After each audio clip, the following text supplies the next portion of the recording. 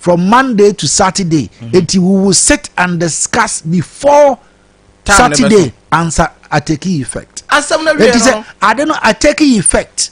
One more emfanya juma. Exactly.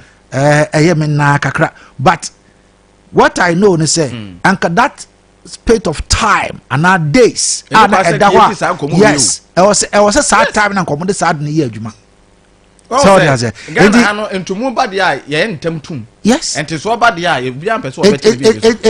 from Saturday basin ne na say Abia even enne and I say other days ahead no and no bet na se kra ayesa discussion say na be on be say 15% increment no yes so the year adwuma Adeakyia effect this day just a hands so directive so enko because a directive every national naba it is last week to yes last week to yes about say ente so 15% no say be mpanyimfo ka omu 3 pam ho and omu so adwen and can do Saturday no one was here because I didn't have directive number long ago. Say 15%. Where are your calculation? When you're 15%.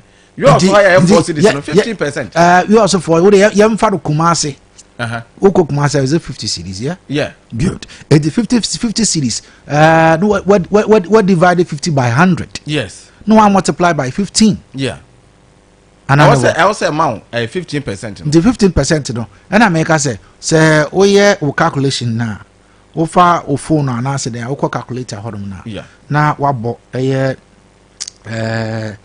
50 cities.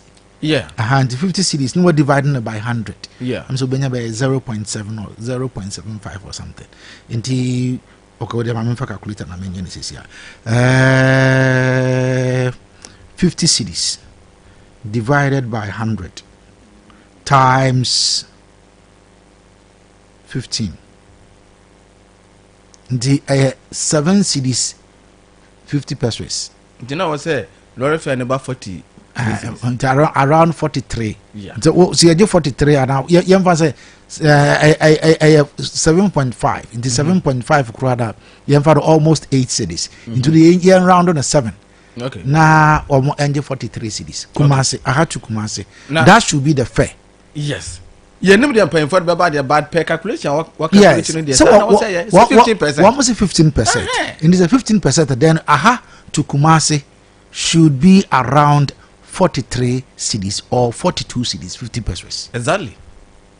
So exactly. Indeed. But what we say there are other factors. Spare parts, Nana. And I hope the answer were factored and son on what it is very 15% ever. And I don't know the enforcement, and a problem our Ghana.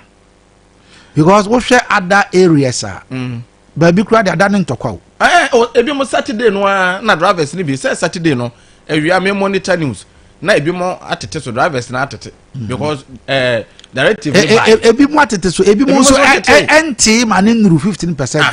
Ebi mo so atete do 10%. For which ebi mo so cry 7 ebi mo atene e just obi ani do no but ye ne sa so and whose responsibility to enforce responsibility no say ya me ma menka you also hasem say a national GPA2 for akasa no e was assembly no to say you rightfully said no ene GPA2 for tenase say na omoye no say entumu bi ba omo tenase na omahwe na omatum enti so so ba omo na san tenase na omahwe na omaye den omache so me pay my checks ene na me manya na tie say lorry fare no omo dey price na be den e be ba nti so me ene because enra me ye course ba ko mienu bi a mpanyimfo me no omodi nkomo no ene yi na because fair no beba out. Messi so minim say fair no wo ye eda ho but wo mo to be meeting assembly no. Yes.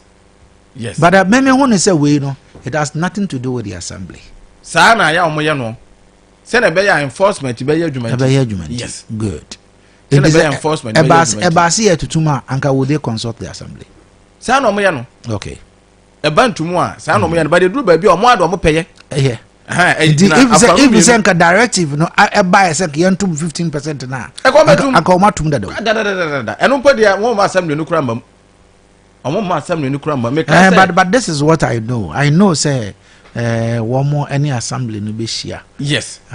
Sanity. Nia me may ni say this long period. Directive in the buy be seen na obasa hu so still car board obogie to send your mojin dadana. Now no driver ni be frame.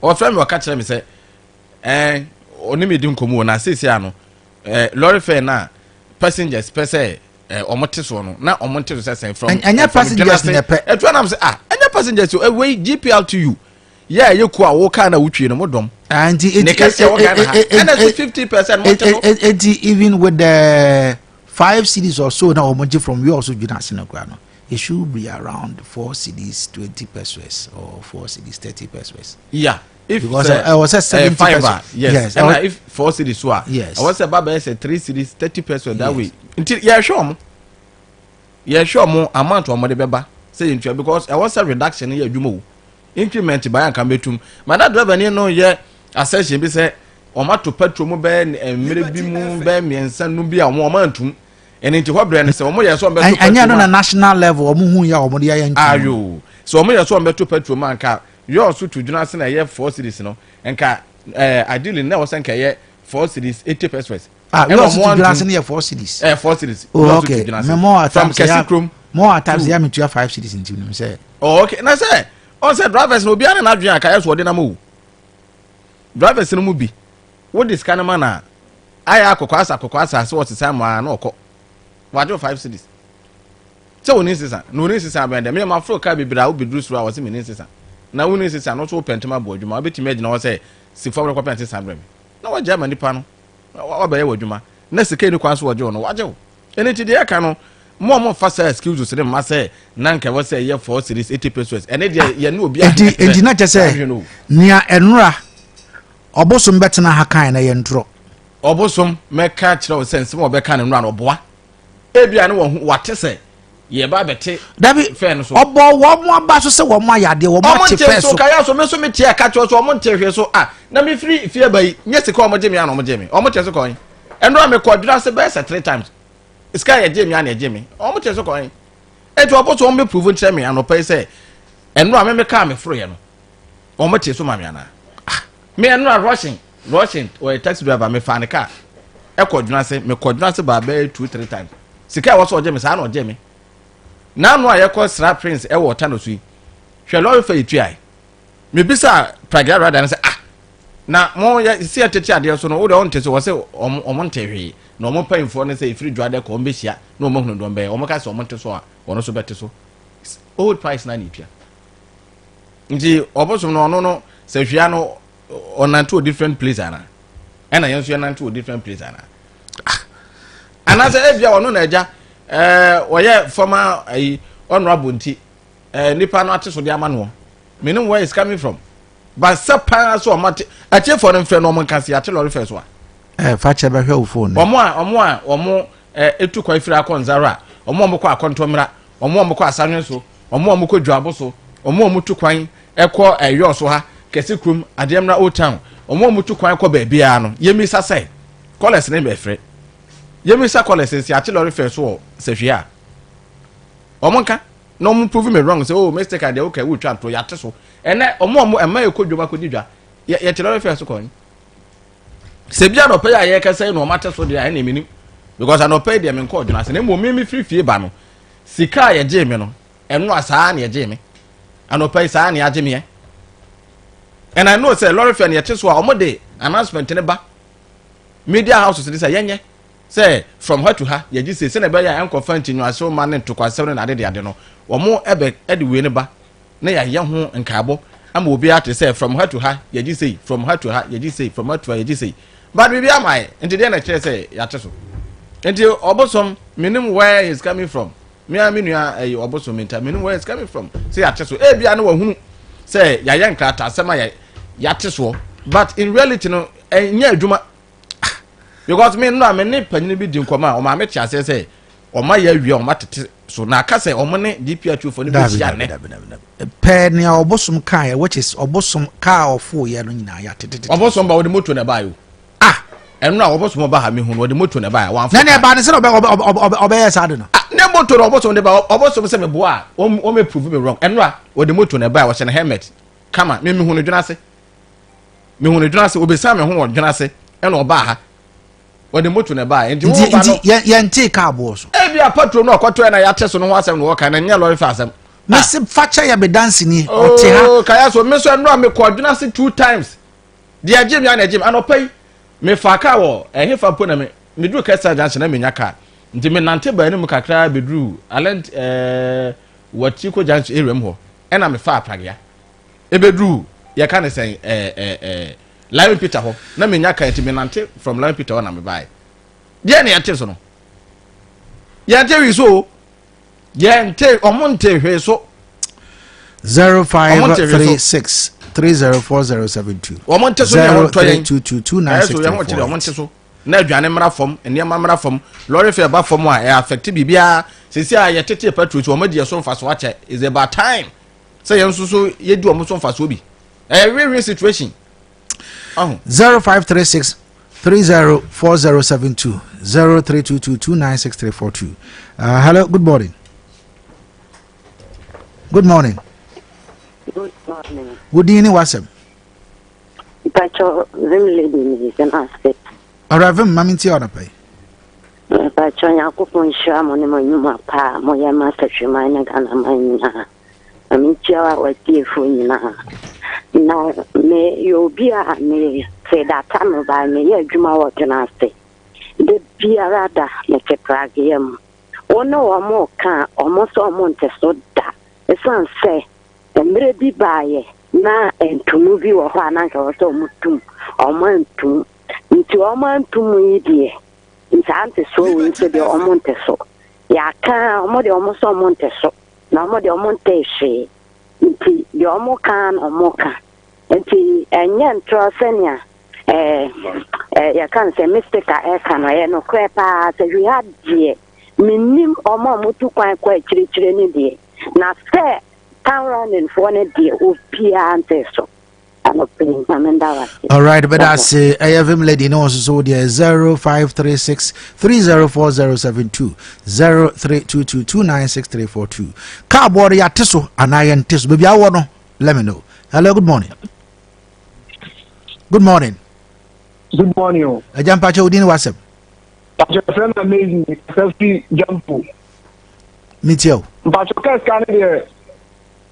I'm actually so baby about waiting off Anquania from how to yours maybe. I want you so hard advice for you when you're home. I've been wanting a you move, I didn't you move.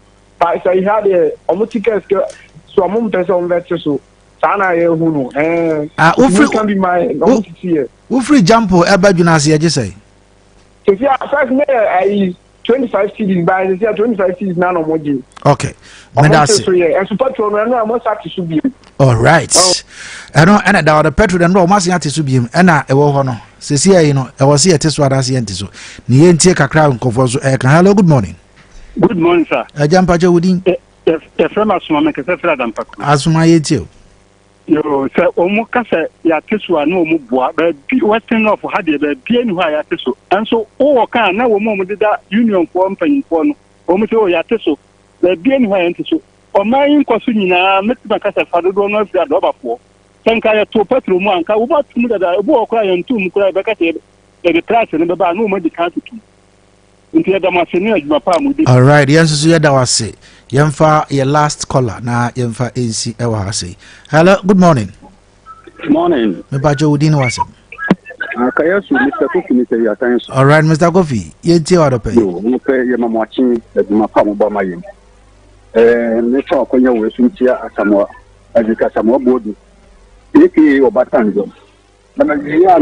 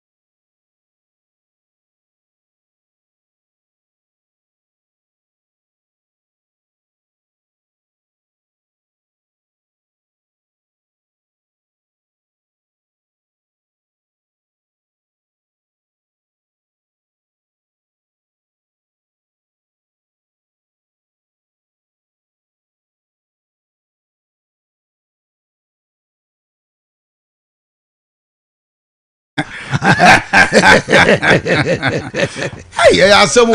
Yeti asamu. Oh yes, yeti on. Yeti asamu. Anka bi mo, ebi mo dia eh. Ono mo di nkomo na wan hwe yi a. Asam beba.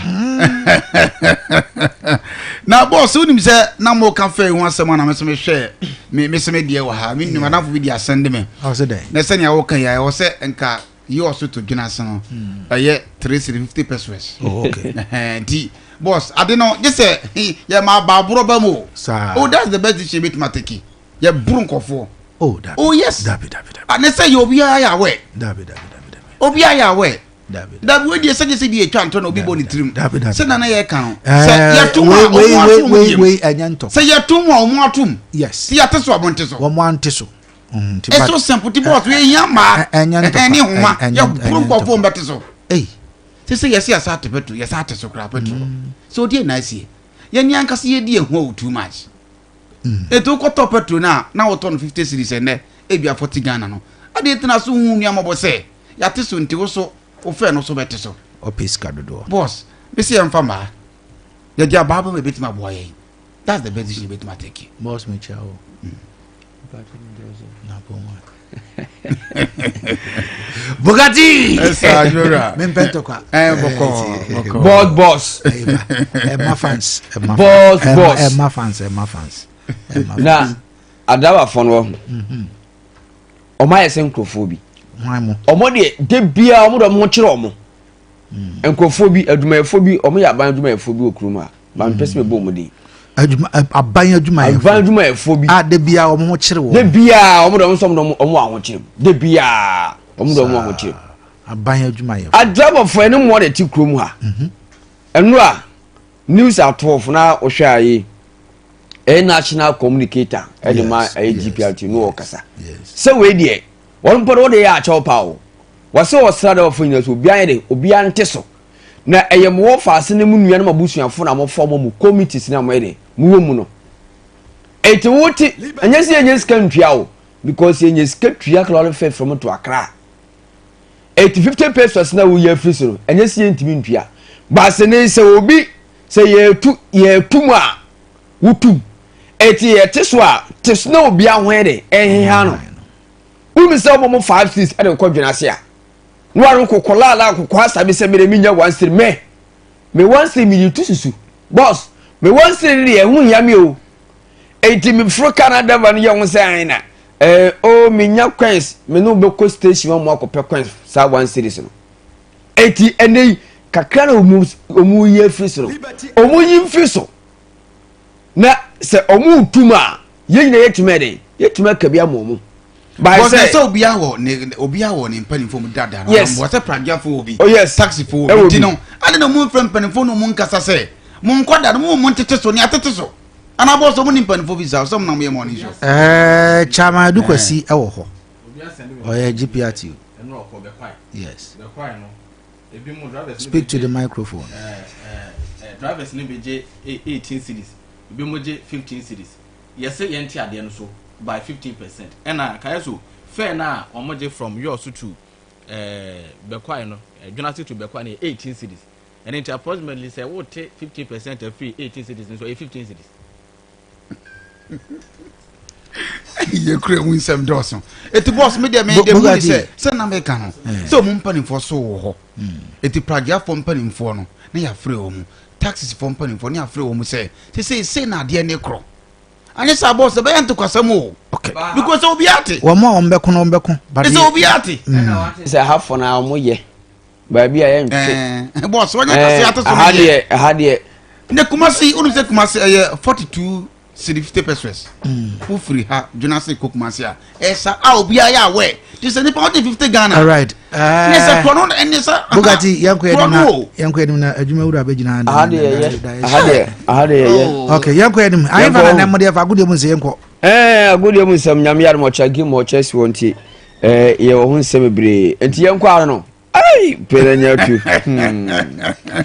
Alright, abusuafo ene eye Tuesday ti enya trust na no pay. Yedi akudie mu nsame para ne ba nso atime kama na ene no pay tie. Eye anuanu mienu se ntano opania ye fe Mr. eye Boache Frederick onya chance. Wori afisam no enso beba me pa topi prof ni me kon focus na ba ko latest and update no enso tapa na ene ba enso atime kama. Nyame ye aduma wachina aye Wednesday na wacha Wednesday no wacha game PTV atotwa we aye conference league final 2024-2025 season na enidien openief enzo Maresca adi nkomo kakram wase game ni wase kiane ken Chelsea 8 foreign etiento penia ye fe enzo Maresca coach ultimate Chelsea.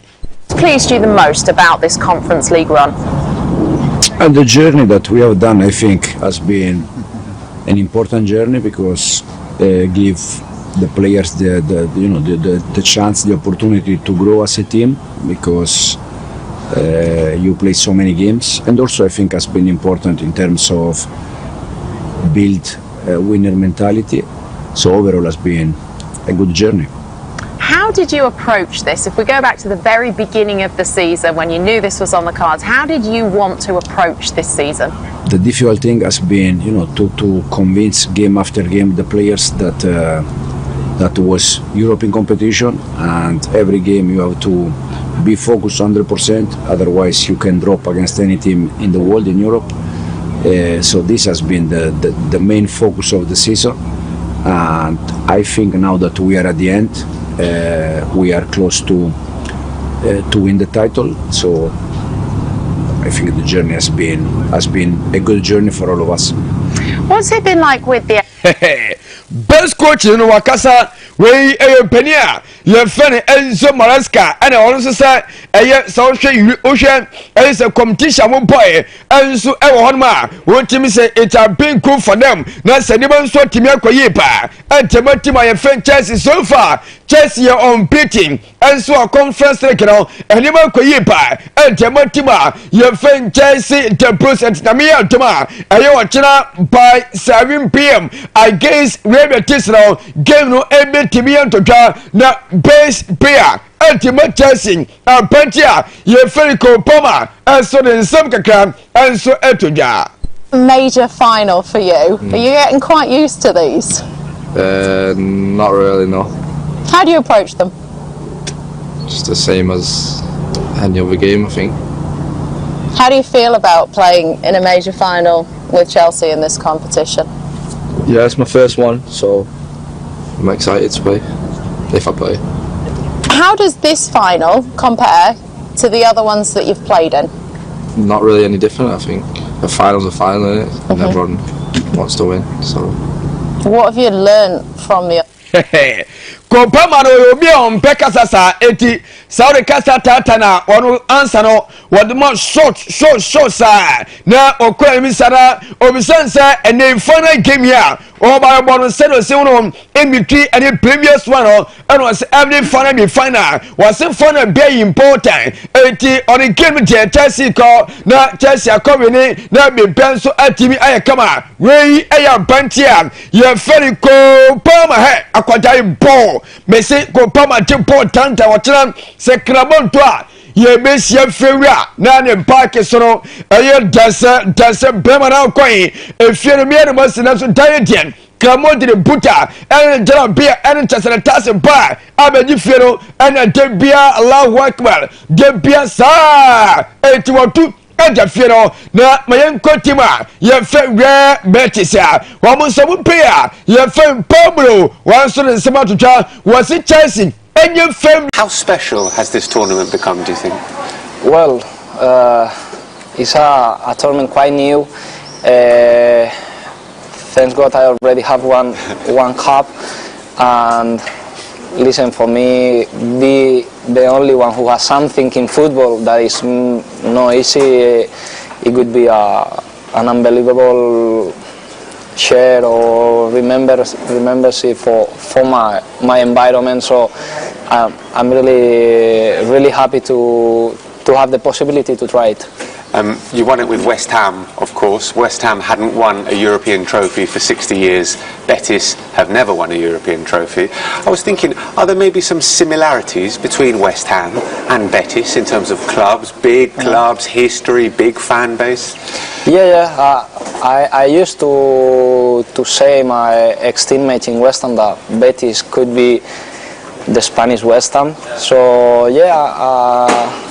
I'm agree with you. Tell us a little bit about what it's been like here, because you've been here for a little over a year. Maybe people in England don't realise quite what a massive club Real Betis are. The fan base, the masa social, as they say in Spanish, the social reach. Just explain to people how big Betis is here in Spain. Well, how I speak before is quite similar to understand for an English.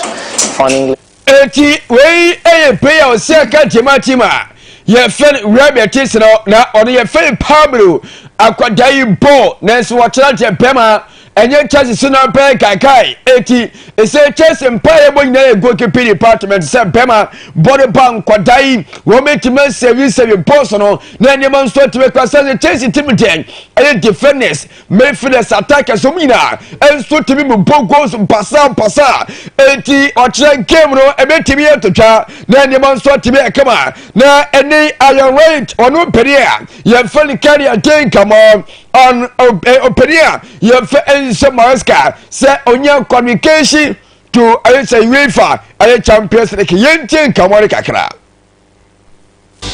There they are in gold, Liverpool, the Premier League champions for the second time, their 20th title. Arsenal in second place in the Champions League next season in Nuno Espirito Santo. How secure?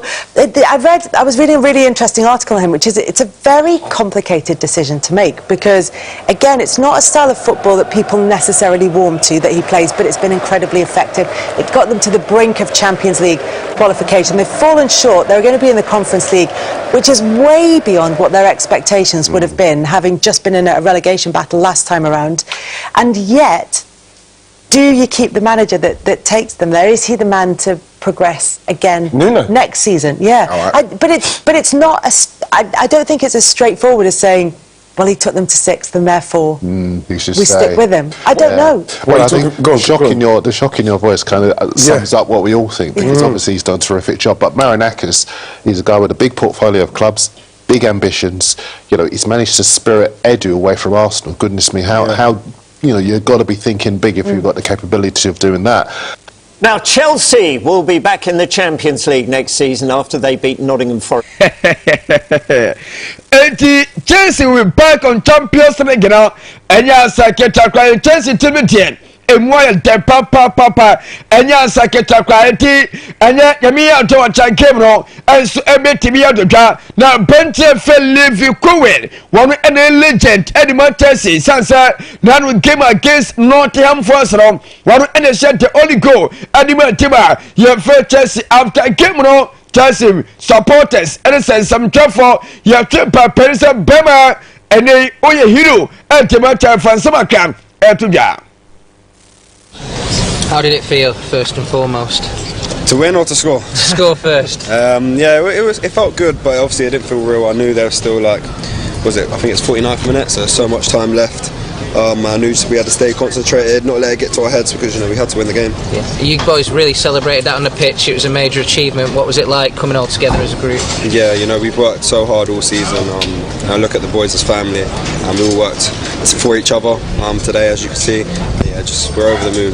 Enzo Maresca said you were the kind of player that deserves to be playing in the Champions League. Do you feel like that, and is this such a big moment for you? I think every player in the team deserves to be playing Champions League. They're not just amazing players, but they've worked so hard all season as a team for the fans to get Champions League, and we're so happy. Yefe Levi Kowe was a Kantimatima. Yefe Chelsea, the Blue Chelsea, the Tante, Chelsea, Popo, to the more Chelsea. 80 what is some to Jassa, and then it was amazing. Na more de anima koyipa fantastic day who pet me super fipi and so entamanta particular gona washano mami ko Liverpool na mi ye djuman chan mesin na puka ene aka anso tiraso na ene de consent a bunch of Trent Alexander-Arnold one also says in abona wiem nyame alternate says or the sun in kukule in kakam a compare I Spain wa komante wa kwa kompotuma entamantima ya fe rema tele penso time kama na nanu geman Crystal Palace and Tima ya fe Liverpool bowiano na awaso penia ya fe and slot coach entima Liverpool no one fan some kaka and tuta on a bunchia ya funny ayatesen aya Trent Alexander-Arnold. Thank you so much, Anna. I'm going to start by talking to you about Trent Alexander-Arnold, just because we were just showing some pictures of him enveloped by his family, very emotional, in tears. First of all, how happy were you that the fans showed their love today? Happy but not surprised, because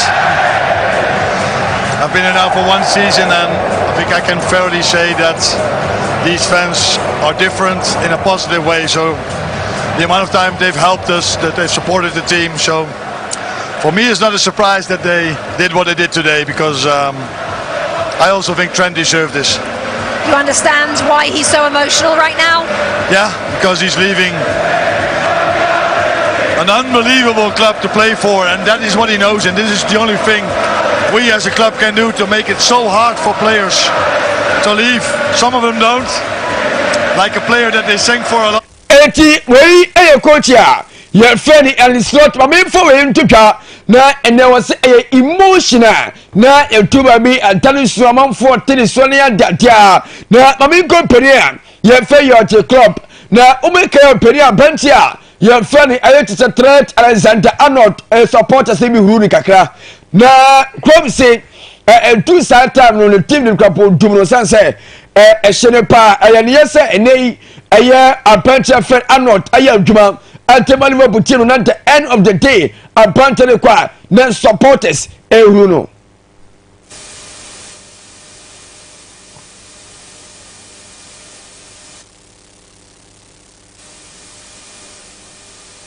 adene sakai daye die enya die ebebo enti mame mfa panti a ye fa ne ayechisa BECHEM fantai captain fantastic diano entwato. Welcome back to Anfield. I mentioned before the commercial break we were hoping to have the Liverpool captain Virgil van Dijk, who's just lifted that Premier League trophy. Virgil, just talk us through, if you can, the emotions you felt when you held that finally aloft. It's difficult, you know, because obviously you have the last 4 weeks to basically think about how it would feel, and I must say the last couple of days have been very hectic in terms of obviously preparations.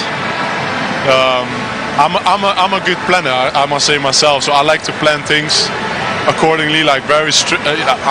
So I like to be in charge as well in that sense. But this morning I woke up and I thought, listen, we'll focus on the game ahead, and what will happen, and the emotion I felt was incredible. You know, it's what an achievement we did. You know, nobody can take this away from us. We fully deserve this, and now we're going to celebrate. It's interesting. Anyway, aya bantia your friend BECHEM van Dijk wano captain fantastic entimatima your friend Liverpool team no and was omu deserve say omu temeji trophy Premier League no and so edisom nas indeed omu deserve omo ya adwuma ye pa enti we aya nkamo aya twa tournament e wotwuma de so ene aya Tuesday enti ene say poro mienu ayeba na yenti extended version and so atimi adapel na bia so atimi ay kama ene Tuesday enti ene wase de tiara pai na muga yes sir adwere mi da yanim yes adwere papa fie vanison hey ene ye kasa aduane dia yeah enu ani vanison baba ye to adwere papa baba ye die adwere papa baba ene sawnya ho a wotene ko wo se ei san krantema ene kumasin ɛwɔ yɔ so ɛyɛ mfanisin fantastic na ɛnya sanketa kra na ɔmo sɛ mo assorted fry wow ɛna mo assorted jollof egg fried rice wow one more plain rice wow ɛna ɔmo ɛyɛ gravy na no di da asa okona okotese hwɛ one more fried rice ɛna jollof rice wow na unu say ye were assorted fried okay ɛna ye were ɛyɛ jollof fried so I say jollof rice no ɛna assorted ɛyɛ rice no so ɛden ɛwɔ hɔ this year koso hɛ aduane we die ye mumo ne ti wa keke yes vanessa wa na pizza no so de bema ye wɔ vegetable ɛna ye wɔ chicken ɛna ye wɔ enam kese be ko na beya so papanie kese enya sanketa kra na woni shawarma da ko acha o da bi me ha me kra e was so ko da bi e se me ko yes e was so ko no vanessa no vanessa enya sanketa kwa shawarma no so chicken and sausage enya vegetables wow eti ni nyina eye vanessa e ho de eye tese continental adwane a wutim sem tese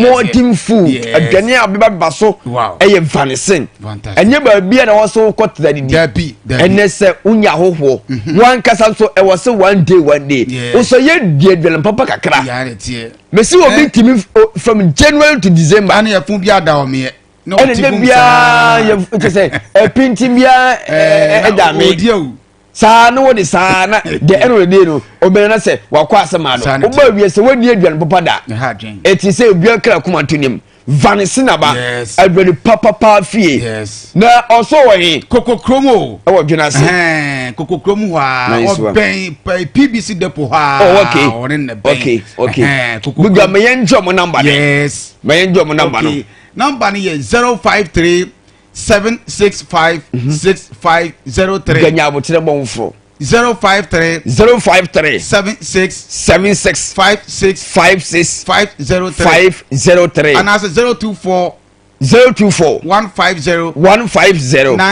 90 60 024 150 90 nanu vanessa komo na ubi so mu general manager don ye frem Frederick na so ni mu ara no ya adena peke Ethiopian ko vanessa owo dwinase kokokrom woni PBC depot na ene ben eti munkona munkodi munkodi aduane papa na oso yem enso entimenta ho na aduane wodi aduane a enye too much be aduane enye nko na wodi ayini saa ayini wodi dia eti conference na kodi aduane papa na esiem kwenim enso no omosanso delivery eti se oye wedding program bia oye bia ana wankasa wo tese isiero umetimi afro na wa oda program bia fast delivery isiara on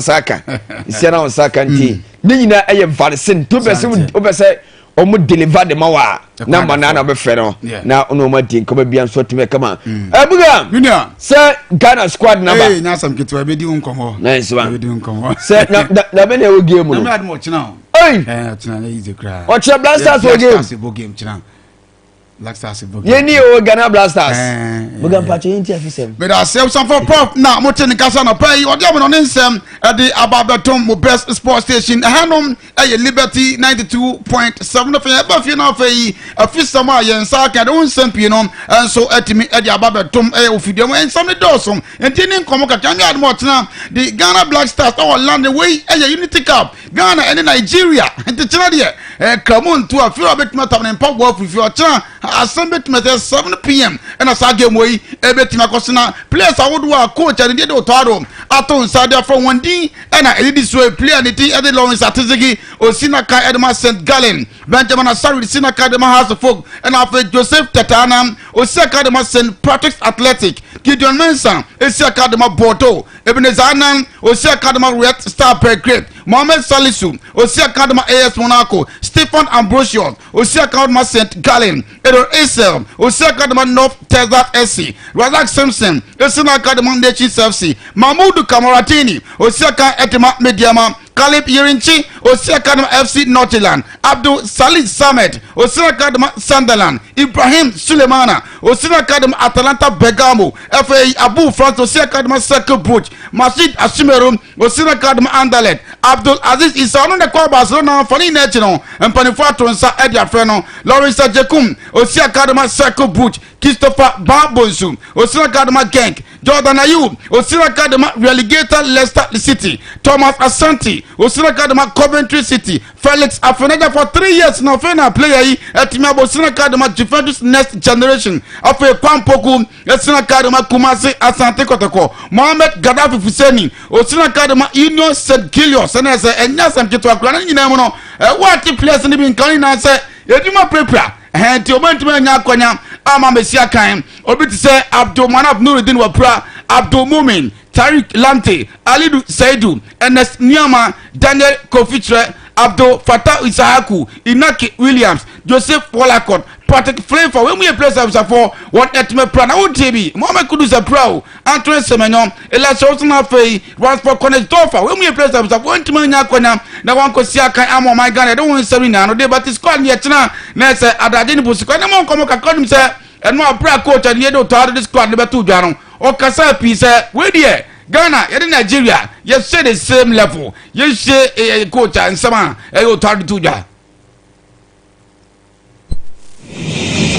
Yeah, I think everyone knows what it's about. It's a friendly game, but it's not really a friendly game. So yeah, we know what it's about, and we want our people to be proud of us, and we want our people to talk from a certain perspective, and surely it's always about who has the better team, and sometimes margins can decide the outcome of the game. I think normally, to be honest, we are on the same level, but yeah, we're hoping that we will win.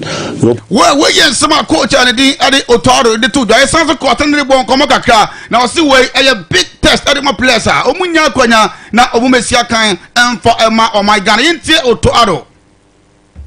It's like I said, it's a good test, and it's for our confidence will be good for the upcoming games. And for us, we really need to know. We have so many open questions on players, and I'm happy to give also some new and young players some possibilities to play and to show what they can. And surely after this tournament, some questions will be answered. And yeah, for us also, we have a big community here in England. It's very important for us also for them to see and feel the players. Well, we get some coach at the Otaro at the two Dana. It sounds like quarter in the bon commerce Felix Afena John Infinian Sanye Onya Konya. Emesia kan ema my Ghana edenti na namso ma utimi frɛ player leading at Felix Afena Jani na chino Otaro chemu chain young, which I want to give a chance. Surely we are observing the players all the time. I was flying around Europe the last months. I saw a lot of matches, met a lot of players. We're getting features from our video assistants, and yeah, he did well, and that's why we want to give him another chance. He's still young. His career hasn't been like he expected it to be in this, but this is normal. When I say someone Otado Chemsa or Shanika player of Gusua or Sia can come upon him once a prayer and I didn't yaka creative so friend of Black Stars he deserves or team Ebesia Karimo my Ghana. Ya also sounds with Sans a place he stars Nanchadama, Naki Williams Sama, big players the Kudus Mantimamo. No same way sent Yama place way and Timam Besia Kan Amagana.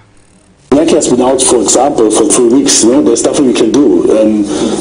Kudus, he came to the hotel today and visited the players. So there are different things. So we are still bonding, we're connecting, we're trying to do the best. But if somebody's injured, there's nothing we can do, and we have to look at the games. On the other side, it gives opportunity for a lot of other players, and this is how football is. At the moment, it's not only us, but also other teams have a lot of injuries. Some are very, very serious, and some are. Well, I didn't want to crack away in so much as Otaro and two Ghana. It sounds like Cotton Casa said the Ghana Premier say what for players based in Numia squad. Now we are ready, and as a month for the recommendation, the common players is our own Munjuma or Chim Kakari. Like every other league, I always I mean, I've been watching a lot of games live, but we always observe the league. We try to pick out the best players. We use also now the Unity Cup to bring in some players from the Ghanaian league, which we haven't seen before. Where Ben Kakaka now, any player the Benjamin Asari. She said the money want to cost Ropao now. You didn't come back with your own call London that. No, sir, what did you Kuno? I didn't Benjamin Asari. First of all, I because it's not easy as a local player and I do waiting calling to the national assignment. But it's certain because every match be a tough match for us because always necessary cycling because there's any time we be able to miss until once let me a friend representing. Well, Yampa we some goalkeeper Edema on my Ghana Benjamin Asari to Ghana. Unim said the coach at the other Shell and a coach Edema a super Guinea is Edema Nigeria. Now no strike us up with their phones the came way on also a team of one Payente Eric Shell. No, we have a lot of players in Nigeria, so we need to give a chance to the lot of players they can show us their quality. So it's difficult to me to talk about other things about the pitch, So I can tell you something. We are focused. We have a game project. We want. Well, I don't know why. The best we a coach at the Nigeria. Alexander Moten Kasana. I didn't want some and so at the bed that for some doors about to ever transfer for the extended version and so at the Mote Kasana pay or them on in some about better maybe at the watch of Frederick with my friend Buka T.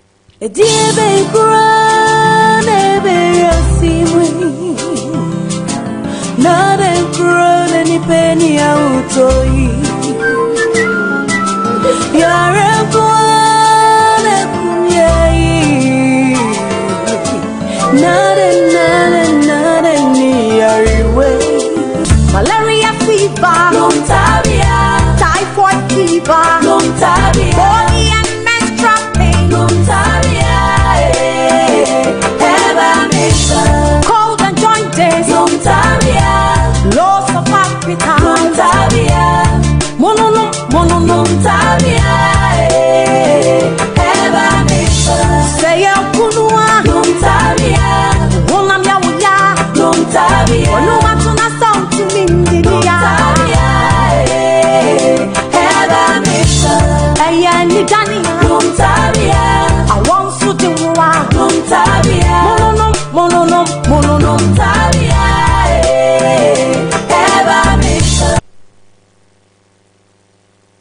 Hello, Ghana for bills are canning hubiamo. Bills set 2025 year. And it does so homo bia what you walk only ejumaye. Ain't if I when it's bills. Na beji loan na ubet media ya wow ejuma. Way loan don't come me. Wun yashio. Ye wun hiane wu Ghana card. Ewa na wun saka usika. Na sa we obi a we wow ejuma upese wutremu. Anasa we ejume niya. Uchi busumi ya ketria. And your bill set bray. Na beji lona. Wun fe bibie siawowa. Collateral. Anasa deposit. Wun hiemu bia.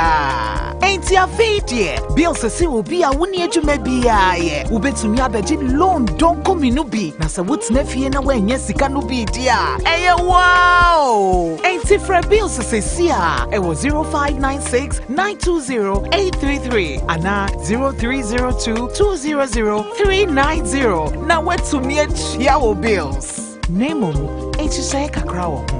Bank of Ghana and Sasha Bills Microcredit HSA. Bills, financing your needs. Sister, Pacho, Mami Musa was some crack. Me Pacho, I did accept. Me Pacho, me all want number credium, baby Ada. Oh, baby, back up and me a management guest house. There was a Rio also garden, Main Street, any ICGC, sorry, than they did share. Na me your telephone number. Over to me a pursue on Wahoma way, so 0544-161171 and 0553-520805 and 0248-217788. Me das sister, Nyamishra, me true. goals this year.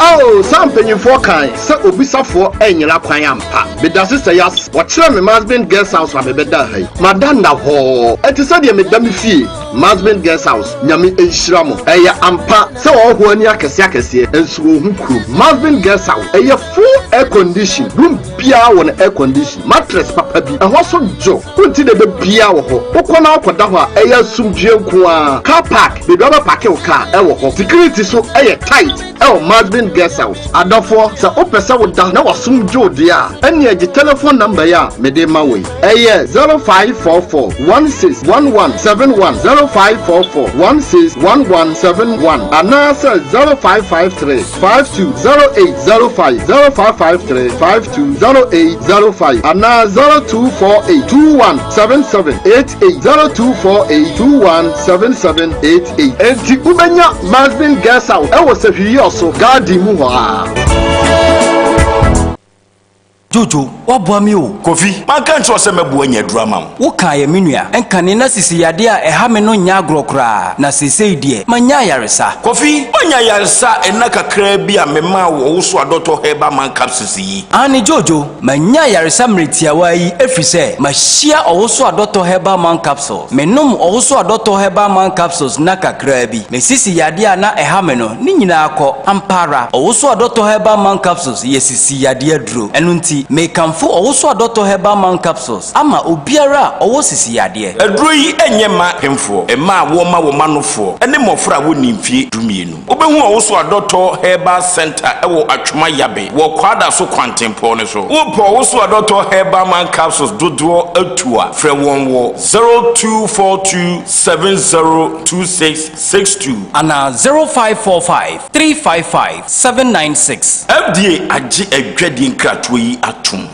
Adia yapa ne se woni namfofo ahia na yaka asem a esre na wontimi nsiribi saa asem ya bi neto ebra na mese aye yellowish color bia onhu nani so kra yi me de toothpaste ahodo a wodua se nyia twi mese na mese entimi nya fita se de me peno ko system adamfo bi a kire me Active Point Dental Clinic na bra me duru wa na me hu se me haw no to nyina atwa do hwere ba ko pentem mese na aye fita yi se metimi sere e wo ba bia mekobia obi bia nso wo medical condition bia amana nya yellow teeth brown teeth and a green teeth no Active Point Dental Clinic e wo hu nim dia won betimi ama o se no asan ye fitaa biem wo mo san wo teeth whitening home kit and a medicated foam toothpaste teeth whitening pen and betimi dia mo wakofie na wakoto aso use hwehwe Active Point Dental Clinic e wo danyame o mo be Ultimate FM nchen ho a oboase Dunkwa Junction 9 miles kwan no so Sunyane OA bus terminal Omni Cocoa House dinche animu Search Genese GPRTU market ho Shell filling station inside and afre 032239680 and 0554571779 Active Point Dental Clinic. Get your whiter teeth in just a day. Mira, se say the min sumibi. A fade a meme. A dime by quiet behind. And now say, se say the min sumibi. You be a beer and your fear you face. By your power pumpamuno. Not the shan yes show. Na se fira and you say ya. And mountain was overseen. Na fira be tete wa. Comfort attack 68 enterprise. And that's a man fear basto. See Obama on your man. Would be so fear. Now was when your baby do theatre. Nam penny for say. So when your baby do theatre. Na brabona. Comfort attack 68 enterprise. And that's a man fear basto. To a dance who you money in every chassis. Was here. It is cement, iron rods, keybarrow, pickers, shovel, hammer, carpenter for so you muma. Your foreign plywood. I will bet to me your kitchen cabinet, wardrobe, and your design plywood. Who bet to me your ceiling. Net fese. Na so bo POP ni ria. Plywood e be ma I just show TV na chi. Ebi ho stickers, design baby, leather, and material papa ye de yankonya. Asande yampa, leather, ye de leather pragia ankonya. And the car so dia blue. Your 99 and a top band. Carpenter for so mutu so ni nyina bi wo ho. And the amode ye adwuma. Yes our paint na hodo ni nyina bi. Be say home paint, BTM paint, flamingo oil paint, and a local paint. Foreign paint is so ho. No so color wo pe no. Me am message the amount. Wona spray car so ye mu paint ni bi aba. Your super shine, hardener, clear, and the akeka ho with me spray. Funda kanyi. Na so se wo de ni ria. Ya ma won tan se papa. With about dinosaur. Some mosquito nets, black and blue, wire mesh, padlock, alarm dia and a high security. Na sa da ofia. When you comfort to kwanta. Mobile comfort at 68 enterprise. Enterprise anase mafia basto ama masimifie na asedanka mifira wotete me sakanyo no ankama enchira nkɔhwɛ comfort ata 68 Enterprise anase mafia basto was a hudwinase Nana Dick filling station wa fe manager Nana Pia was a homatrufo we so 0541087624 afiwe mafia basto nti tenant bia besinifie Nipa ye metso chine Telecel Cash na what transfer charges are. Enter from Simbia or Ghana. For Telecel Cash, send the keke. As a soul sort out to old boy. Send the keke. What consumer no bail. Send the keke. And your merchant payment. Send the keke. Call all networks. T-Cash agents in Swat Jibebia. Who person on Yama 1212B. Send the keke. Nani ye Simbia rano. T-Cash to T-Cash transfers. That's why you're free. Our Telecel Play app on so. T-Cash. Kwaya bambo. Ufa so send Sikako networks ni na so. Any baby or the mobile money di juma. Dial *110# na send sika. Ninya charges enter from Simbiara. Ana Telecel Play app no. Na for send sika kwa T-Cash wallet so kwa. Telecel Cash. Send the keke. Liberty FM. Liberty FM.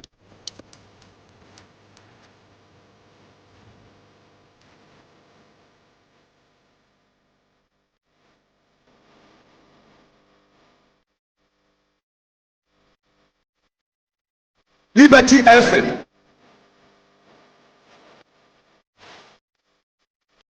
Liberty FM.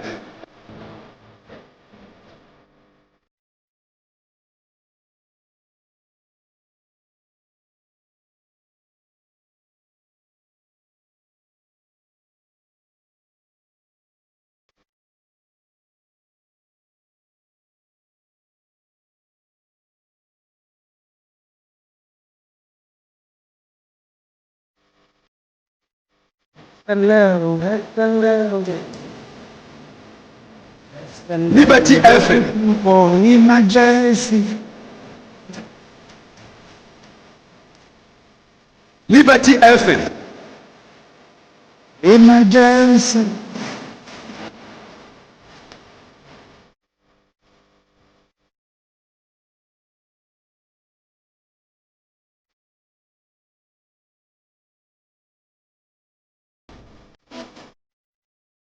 All right, his name is Kojo Black. And this is excellent. Excellent. You go put me for emergency. And then a pair of brasso, your baby didn't come on. Sanya Midika, a catcher, water. And I pay me the regional boss, Youth Employment Authority, or an agency, yeah? Okay, it's a pay many or more a boss, ewa. You're right, Hayford Penning, ewa, menano eba bidin common. Youth Employment Agency, one more assay, Western North Region, a honor at the same. Nana dan kwa kufu ado abayi na eko ye. John Drummond Bahama ba. Obaye ana ye de ono so be si anam. Ni ye di jar no eho etesai. Ye be di nkomo e de afa ho ene anopai. Enti me wo eye the regional boss Youth Employment Agency. Hayford Penning ewo minchen ewa. Aja. Machi. Kayasu. Boss you. Mejozo. Boko. Omo efepa. E adom bi keke. Adom de anya keke o. Oh, adom bi keke adom na de menam. Adom ne nya keke ne bo den. Sao. To na ya ntonti. All right. Ene e adom. E da mi asi. Memfa keke den kan. E da mi asi. Good to see you. Nice meeting you too. Pleasure. The very day I'm a bo wudin. Who feel easy? Kayasu. Yes. Remember how? Ma menchia. All right, yeah. Kayasu di di kan ye beda nya mi ase. Se ene Tuesday anopa kronkron nyame e de a che na ye da so e kan ti asefo asasi e ho na ya beto na ye nyina ye bebom na ya ye adwuma som de asom Ghana man. Kayasu anopa nchia sunon kokra enkoma mi ankasa me MC Honorable Jesse afei nso Kofi Bechema sea boy no pay na my meeting I say yente so transportation na mu dwagum pa say no pay watie mu nti minim say de enko ye bia no sea boy obehwe na ototo ne ma yi de akoyi nso ya momo na ba so enti de me de twa to won hie mu eye madwuma yefo me kire wa yi staff na beneficiaries nyina kaya so say nipa bia ni ho a ochiri fo asempa kodo ye politics nyina me na bia asem o kan kire me o politics mu ne say politics yen kwaje akatua wo heaven kwaje akatua wo haia e wasasi so enti ye kwa ye ba nyina no ye ni da kwan se saban no eba power ibenya adwuma na yaye enti as regional deputy youth organizer ma NDC amanyokuo no me yere me ho se me ye adwuma so de ama party no na me nso se nya me adom na party ne ba power ye cheche dibre na me nso mako pribi ana se me de me ho agim anya me nwanwa bebre se nyame enam yewura mahama ebefa the youth minister meche Jojo Pare Ado na ebefa mi ankasa mi CEO Basintale so na yebo mi din se memeda wayi regional office no ano ewo western of ha enti eyemani so bebre na eye hurusi ehwe ba bia ye free ene ba bia nyankopon na ode yenam ne ba bia ye beduru ya eso ye ni bebre. Now we are expectant of something like that. Sure. But then, now me ni say everybody be why something off. Where were you expecting? Oh, kaya so me free Swaman. Me de me ho ewura Swaman DC apre na ekoso no. Me de me ho room. Enti me nyakwanya eba regional interview. Ama nyame ya doma me qualify na me hwe anim se national vetting no nso no me ko na makobo me homoden na nyame ya dom na ye ma makwanya na mabesom se DC nti me de me na me ko nyina na DC nsem na ewo madwen mu nti DC you know ya modin kra na we why inde no beto me nan so nti ba bia bebeto bia nso no nti me so why ide ni nti na wo hwehwe DC initially why kaya so na me hu me ho se de nyame de adom me ene suahunu a manya metimi asom me man so aman nti na mani da so pa se me ba be DC wo so aman eti yado ko hono de na ebu abam kakra kaya so amuma bam kra o I've been youth activist and I say youth leader since infancy. And me wo primary me di boys prefect. JHS me be boys prefect. SHS me be a whole dormitory prefect.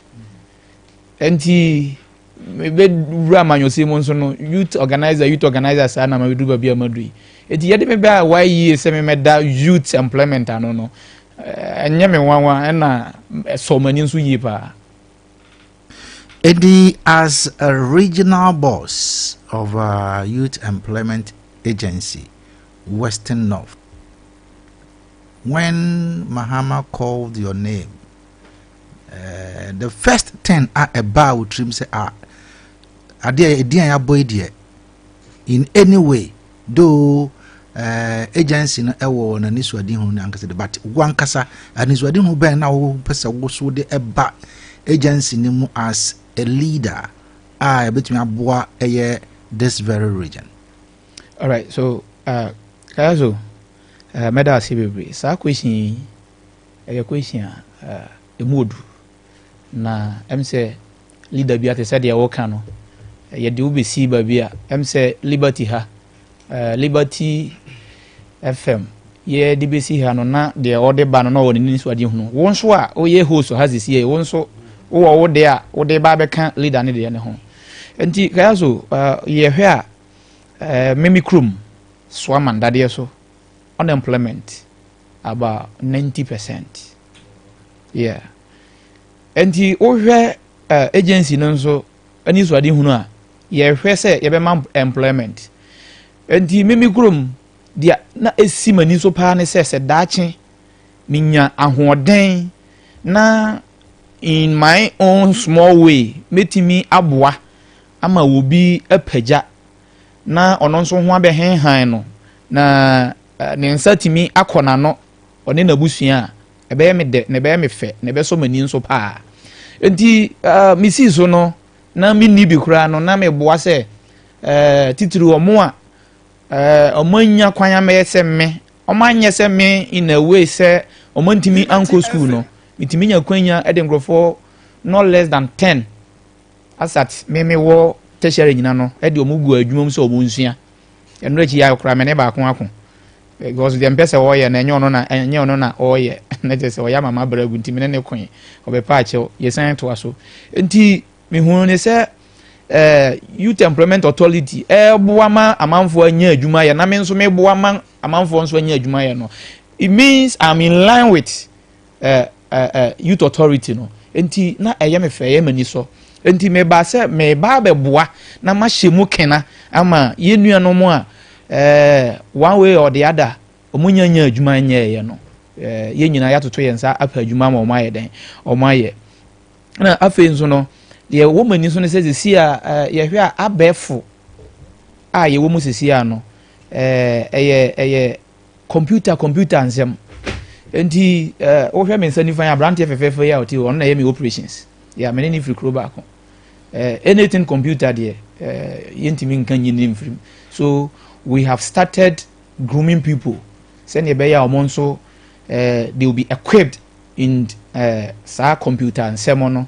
send ye be ya ono ankasa krate ho obetimi develop bibi ama ono ane ho na atimi aye mfaso de aye den e de ama no kayazo ye niema isi ani so no edoso na men kan so nja se western north nyina no babi a ye wo sisia no ye mu be 90% me kan se ye akuafo enti me ba nyina no me kan hye me hungran se irrespective of babi a ye dem yakwa hye no me nja kuadwuma antu akire enti kuadwuma nso ewo madwen mu papa de ono nso embeso obesua adwuma de wanya kwan anko su ono nso se kua no be ya ono nso meboa ne se ono nso ebetimi aba be ye kuani a ye de abefo ye den ehim enti kazo ye de niam be bragu akwan so a ye de eba beboa western of mabunu titiri omo ma ye willing se omo betie yen na omo ne yen ahwe bom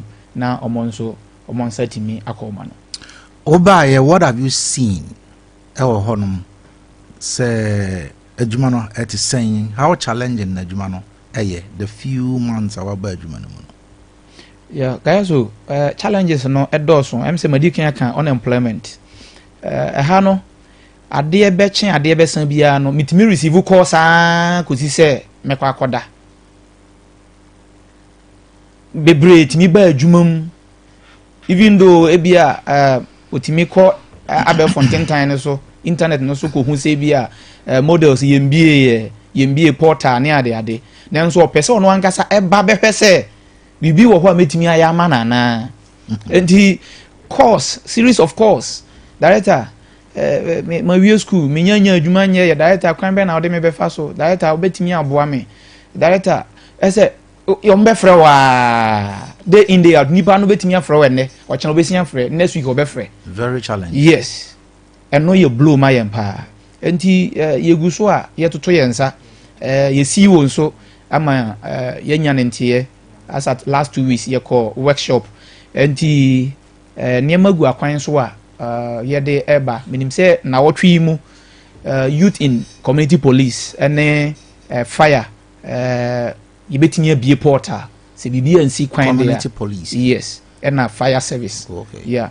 you bet me a be portal ama yenso ya bo ho dawura ma youth anase mabu no pese yen role omo wasa bia mi no omo nso yatimi an role omo kaya so me boss regional director our regional office wono niam bebre atosini ama ye ho akodim bebre kra ya nkasa ye boy ho modern se agency no kura ntimi me fixe ma yenya ye be bo modern se ye be fixe enti ye ba ye no ohwe computer nsɛm a yɛde yɛ adwuma ya me offices bebree ɛwɔ hɔ a ɛtosini ɛwɔ hɔ enti yɛn na small way no yɛn ko yɛ try sɛ yɛbɛ fix it na yɛahwɛ enti me papa wɔte me nifa nso yi accountant no benkum so me benkum so rather accountant no but okɔ no office hɔ a nneɛma bebree ɛtosin operations ɔno mpo de bibia nkɔ yie ɛwɔ hɔ enti yɛgu so a akade a mode yɛde yɛ adwuma ho asɛm na mekan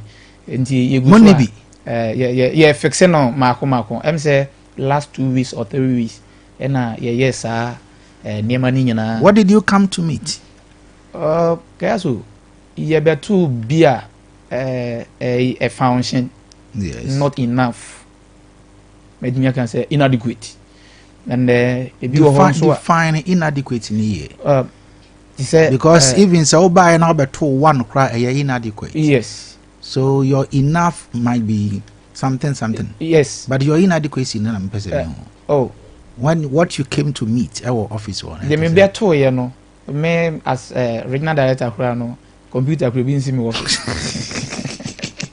And this me operations we are regional director nibia operations we are na me so maje me so we are na accountant so aje enti ye gu so ye fixe ko enti ya tro de ko yenim say agency no ye see you ono so ya be for tese me ya be for ya wa ba foforo enti ono so tototo niema yenim say going forward niema ebe tototom kama edika so niema de bebre enko yi district offices no kra na omo ho ye me mobo obi kura ni office kra the office space I mean oni bi kra enti obekọ no na one. And then what kind of region now you creating mamu as an agency or office kaya so yes region de eba no in a way Abua. Oh, I'm not talking of the western north region, but I'm talking of the YE. Yes, the YE. Yeah.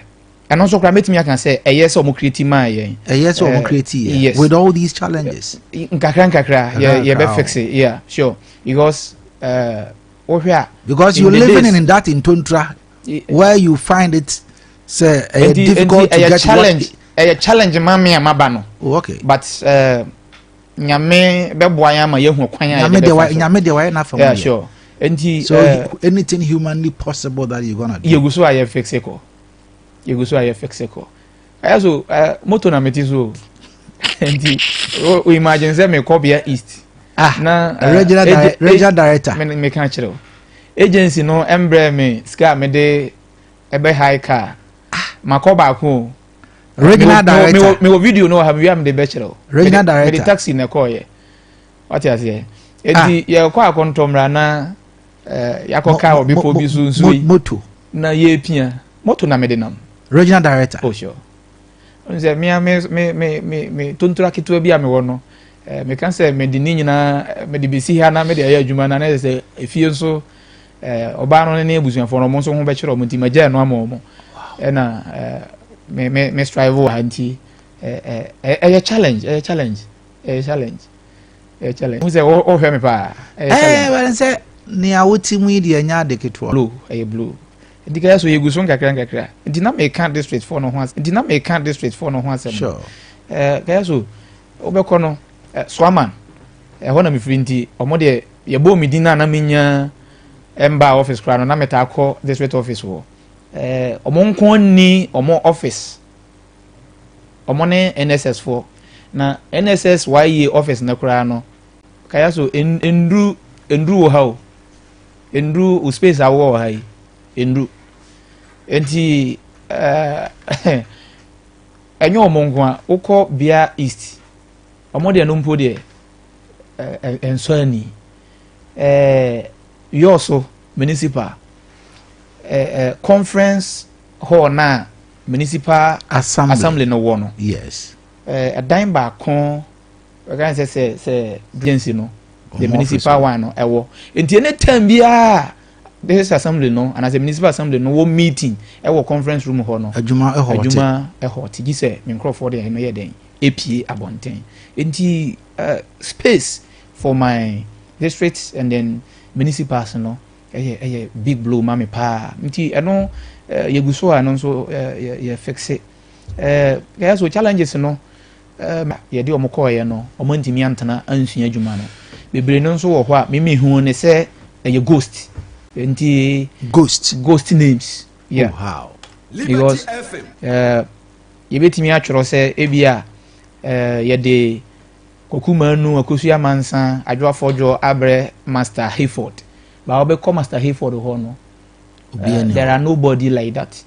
Yes, apprenticeship or something model. Yes, skilled trainees. No. Big blow. And big blow. I want you to delve. Oh, sure. Young fan say.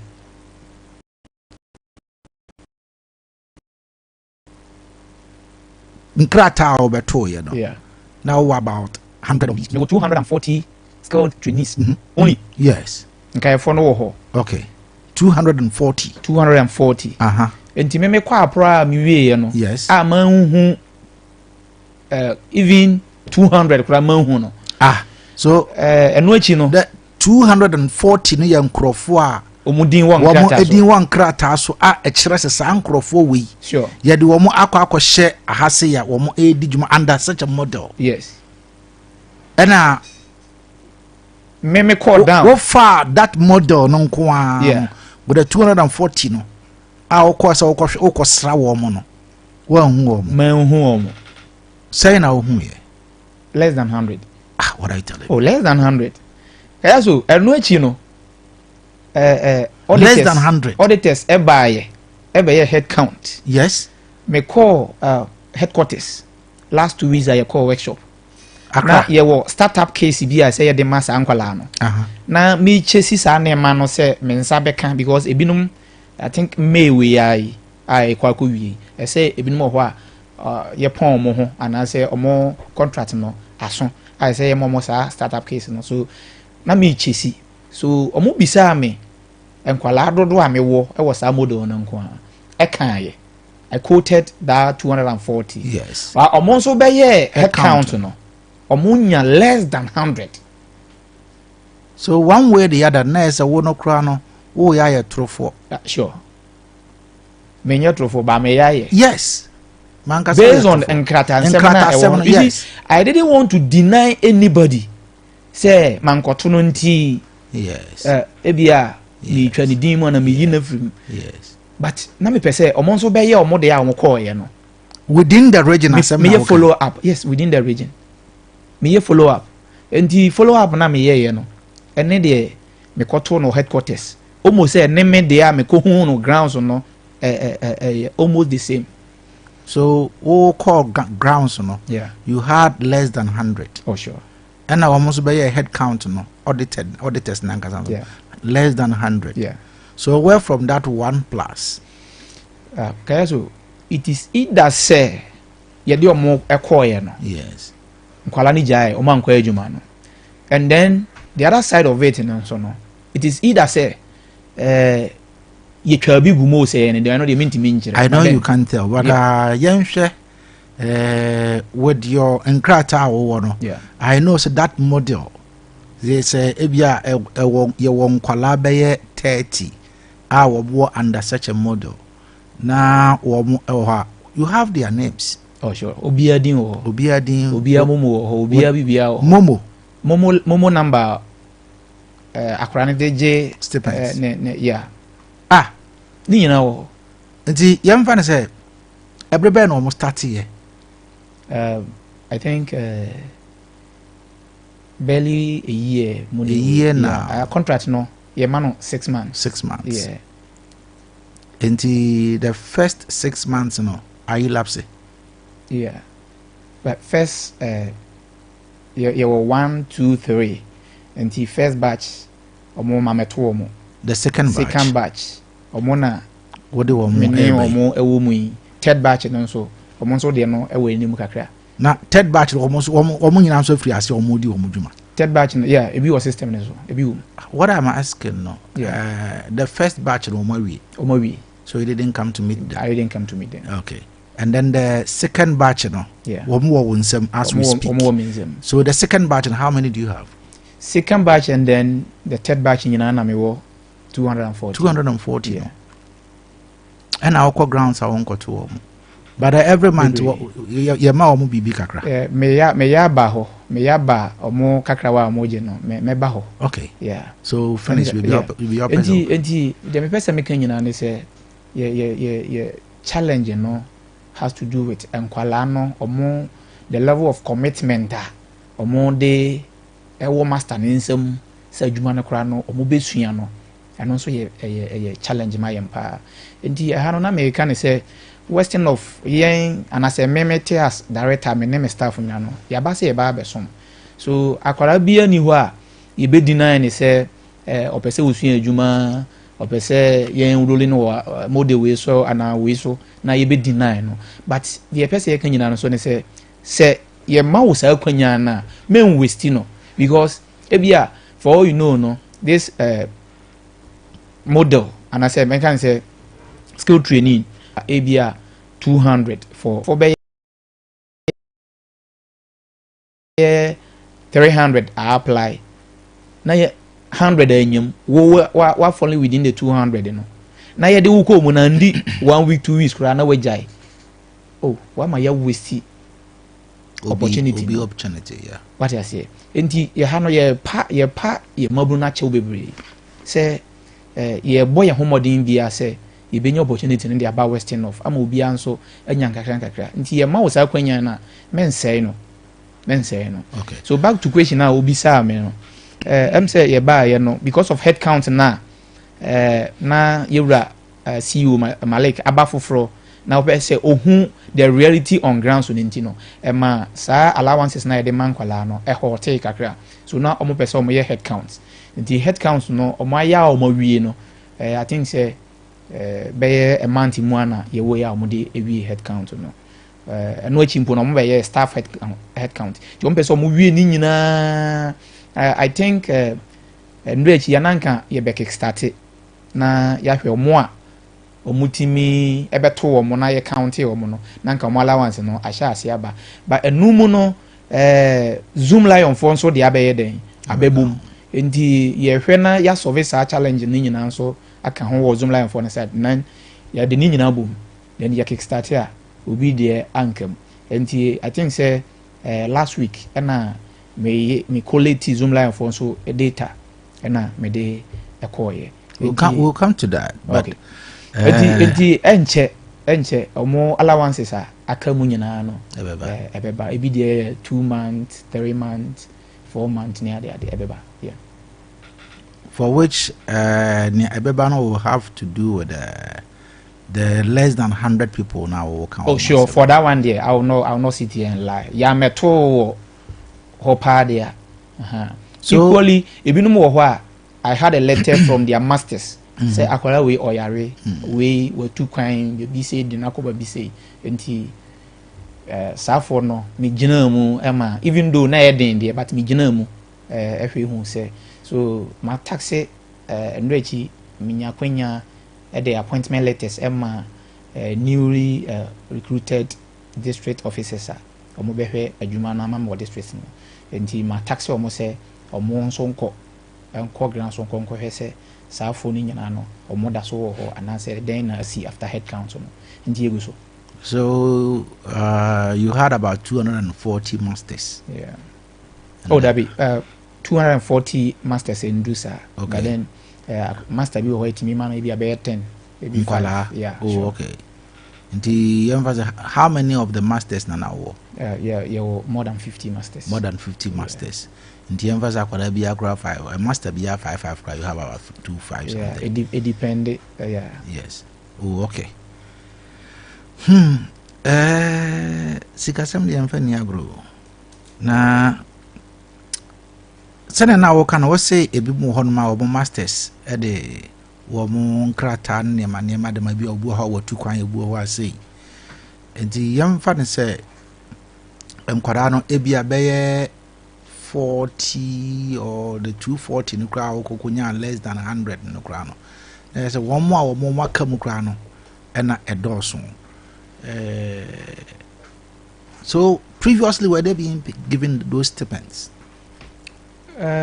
me beto ye ne de kaya so na allowances no be 1-2 months bi na yentua ye class ye nso ye ba ye no but ye ba ye no ebi no mo de ba kon ni minu bi aye den aba ansana sa head count no ye den under you yeah sure ansana mo ye da head count sure. So with the names are edin ba stipends in ba, you know, they are around 240. Yeah. And you disbursed them. Oh, and no, I'm farming some more regime. Okay. A free headquarters street. And a call more. And you say, me ya will be when you say, be Abba say be a director. This month me talking na my follow up na mama hu di ntiama number. Yeah. So monitoring is a factor here. Anna. And how do you solve that? Oh sure. So I'm say me the motorbike itching kakra and na me the go to back for the commercial car so itching kakra. Ako kakra. Yeah. In all I'm say my cover 2 rounds. Maybe office. The over quiet did now train and all you know. Yeah. Because baby or how call baby about 2 days well. Bina making yourself contom raya consumo ya be poisu ya can or coca. Taxi microphone PMI no Kayosoma, my G and 300 Ghana cedis. And you better piano. Oh, sure. And as I threatened from whose pocket? Oh, me and me botuma. And I will do. Easy. Yabase Babesom. Yeah. A queer. Praise the Lord. The unquee as the ball on our way manicu. Many Yednia Bema Hayford Penny and our high Yedin Como Honor and a Youth Employment Agency, Womo Regional Boss, and pay. You don't know how Yedin Como. Nemum, say, what Temen can't and pay now, you could cook any Amistro. Yade fertilizer foforo abejaso asase hene fertilizer ema okuani bia fertilizer we fertilizer wunya bia the essential nutrients a kokoo dua nankasa ehia a ebema asase na producer man de nyina aye kamama wo so nya pots papa etumenya sika no eno no ne nyina ewo mbi te se calcium magnesium potassium ena afei sulfur wunya sa essential nutrients nyina wo wasasim na ekokoko dua no mu a etumi eboa ema kokoko dua no kama na sa niema meka nyina nso no 100% organic na asase hene fertilizer fertilizer free UK mamu na ababedu Ghana ha die wo se etumi nya adwuma kobi ne de hye wo nsa na wo nso hwe na ekokodi akuafo nsem eno nti de meta Ghana na yayi wo mu a wo nso so no hwe na wo nso nkwa na entumi enyi dwuma de nti wo mu atu apa nkofo mu a wo nso eboa wo ema wo nso ne wo mu eye no ewie peye nti ebi ene Kawusa agrochemicals ena perseverance agrochemicals wo mu nyina ewo sehwi so wokọ asanwe so sehwi be kwai dia so ene samaboya enroi abuso ewo bia ye ton eye agrochemicals bia ubetumi Afredi Meta Ghana Limited ewo 0593 854166 medane me ho aba na afei ya betwa nkomo no eso me ba sisia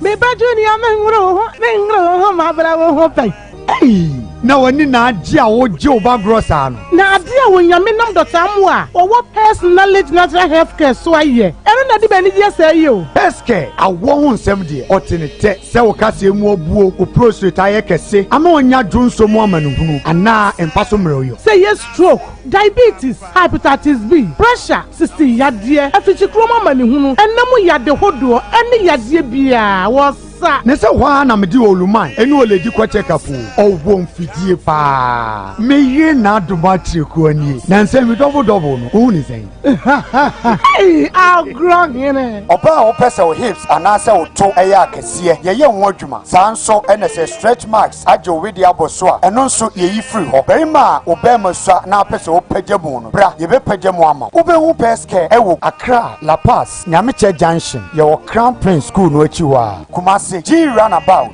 Medila Bajiwope Babiani Ades a Human Rural Bank Womono Sario so and Pumam Yeni Church of Pentecost any din Shenimu Takwa Roman Stores opposite Zenith Bank Sunyai Ufri Kumasi KOTOKO House Rex Yeni Total Filling Station in a din Shenimu Frepeske 055 773 8555 Peske Quality Hair Within no sir.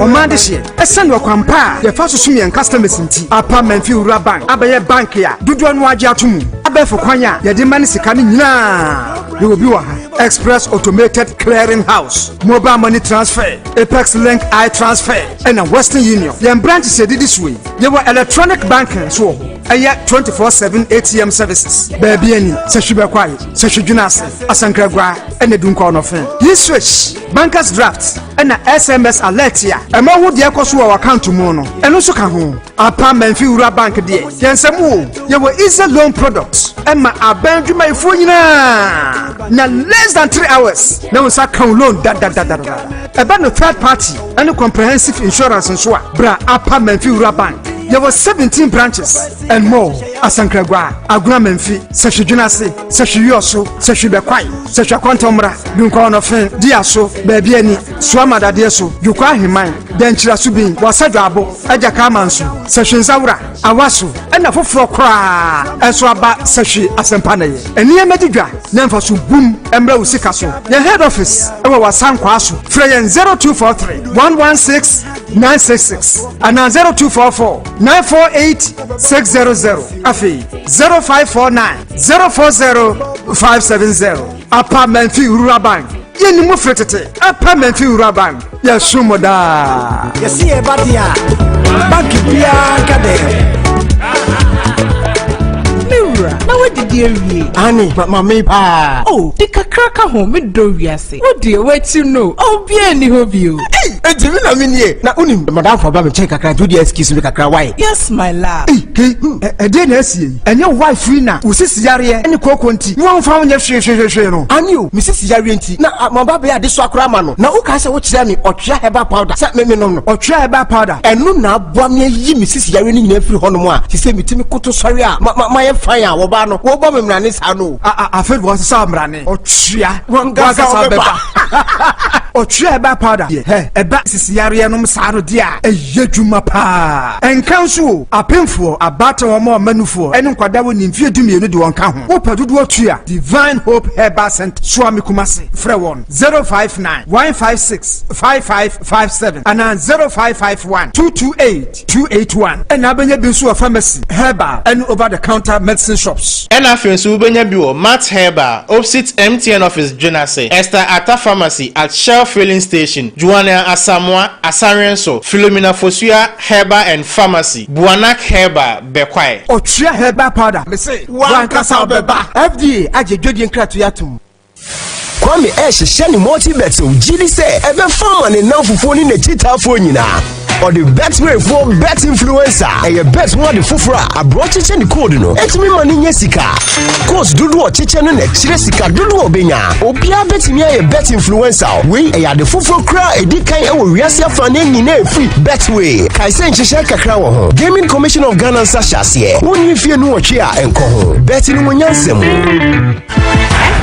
Dropa anu enama esetipa ye flu cold edikata ho yaw fpack tutu yawa efiri minimu kura abrofo friend no sore throat no fpack jojo honam mu yaw nso na se wo ya adwumaden so na wo tutu a fpack ma wo ho dwo fom Sara na wono a epe sports akensi ahoro ni miriketu nso no se wo ho namdua no ye wo ya fpack wura wapo mu koma yaw no eyedini FPAC kutia free richness FPAC jojo ahohye a ebata fever ne malaria ho no saa nso na FPAC ekutia sasabro mu yaw na wo honam ayebosa no FPAC so ma wo ho sepew ubenya FPAC wo pharmacy shops any chemical seller shops ahodo wo man mu baabia FPAC yebusua duro ma wona wadi mfie dunsia ne akire asthma ne ulcer yarefo apemfo ene ma wo ma o manufo de ensese wo fa F-pack se wo fa F-pack nanu na wo ho a ko hu doctor. F-pack blows your pain away. Ene wan kwa adwuma inti akwada ne hwe na beda wo so se ne be ya wo yebetuma kwa adwuma afi wo hu se wonnim se na wo besesa wo ba ne diaper inti wo ye video call de frɛ wo yiri se ho mo. Hello medo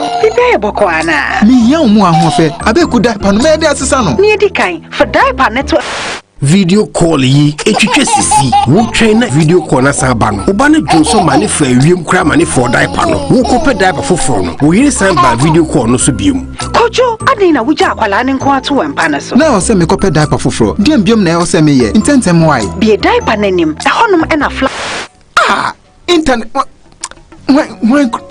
Free Sabri dear, wahunu baby and Komuya nature. My young connecto, Nihun said the ultra fast internet bit me out budge mama wofie. Wabra MTN fiber broadband, a buchidom. We a free internet masters nankasa eho.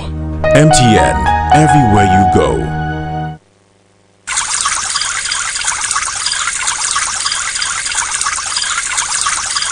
Sir, empanyi kasa numsuo twen opa na enye nsuo bi akekeo na mom ensuo a ebema wo atumi agina opa ano density natural mineral water ne sachet ene dispenser bottle ye nsuo a ya hyeda aye ede ekum wo nsukom density natural mineral water pebinom water anio yenum ensuo dikum yensukom nom density natural mineral water biaya yeye ensuo no tiye pa yewo 500 milliliter sachet ena 19.5 liter dispenser bottles ma afiafie ne offices hwehwe yechi kwan wo number 27 new ridge a ewo tanoso kwantempo no so hwa fre 0596604743 ana 0208466256 na koto bi ye wayefro ayiye ene badwam nhyiamudie density natural mineral water insu papa nie fda age adwadie enkrato a mene eye yura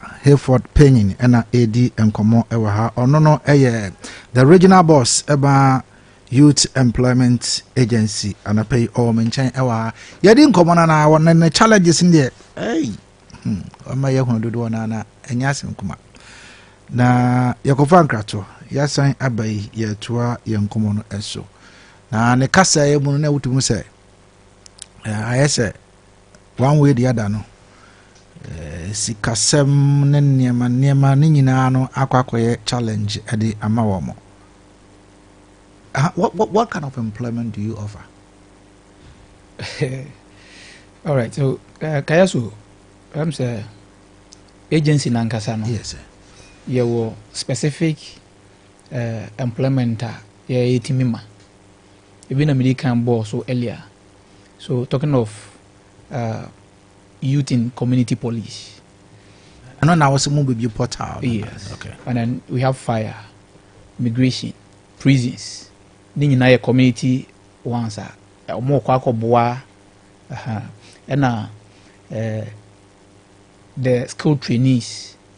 Almost ye more models no. And omono ye fa almost ye mumu ye kwepe omo.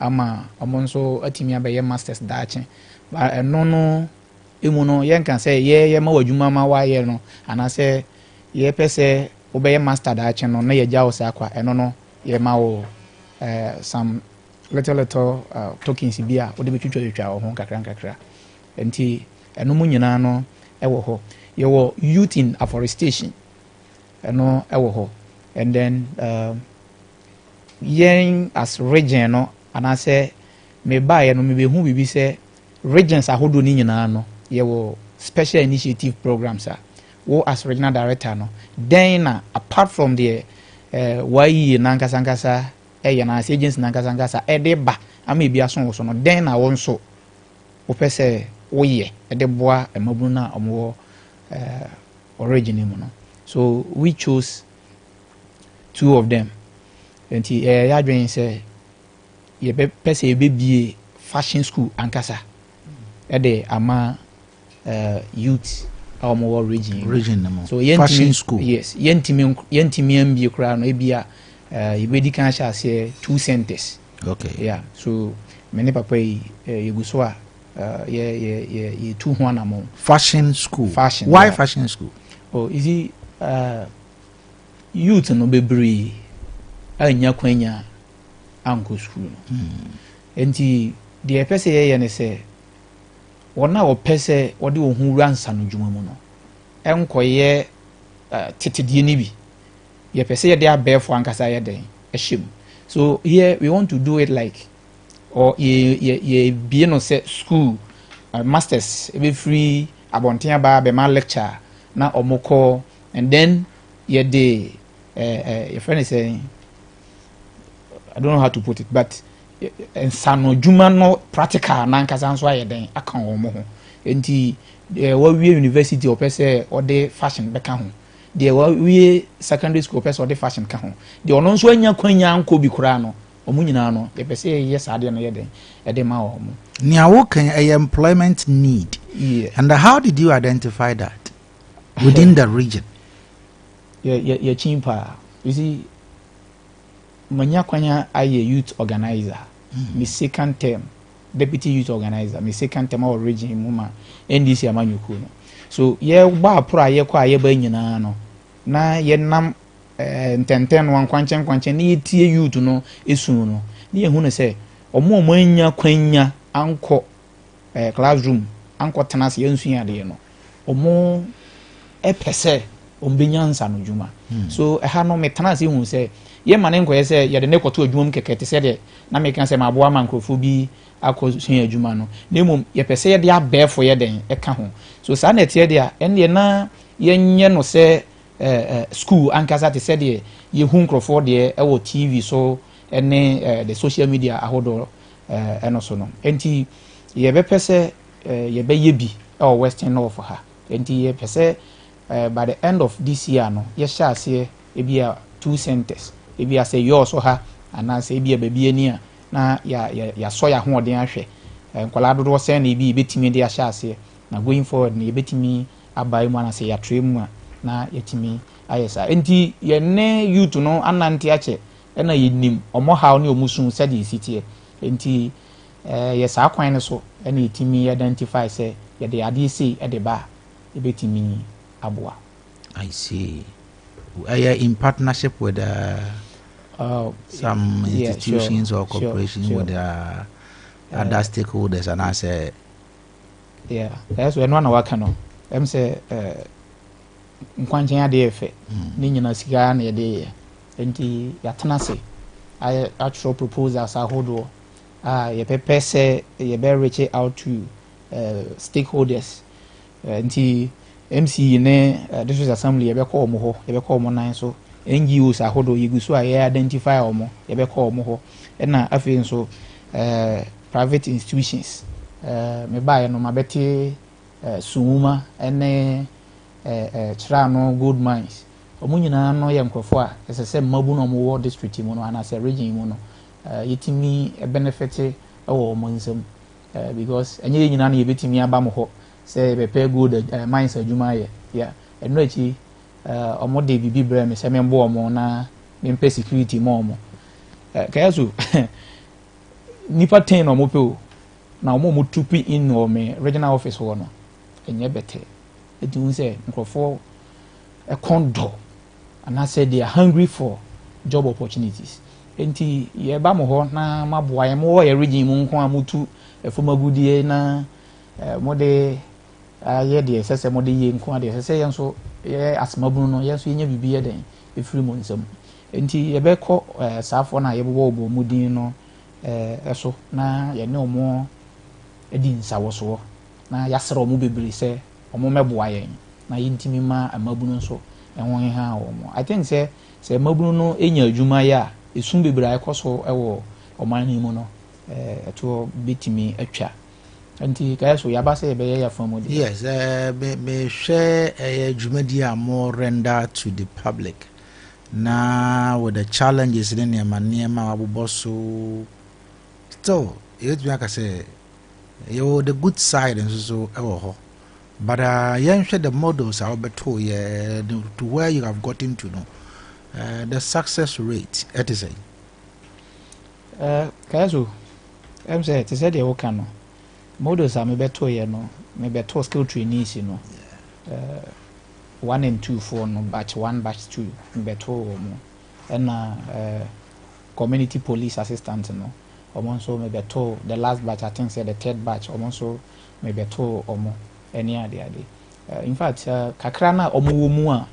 Yeah, her money there. Almost almost for moody be no more yet. Abu say or mine no a bit too empon. And tea oh here and near ma coy and so kakra a war ne fan baby.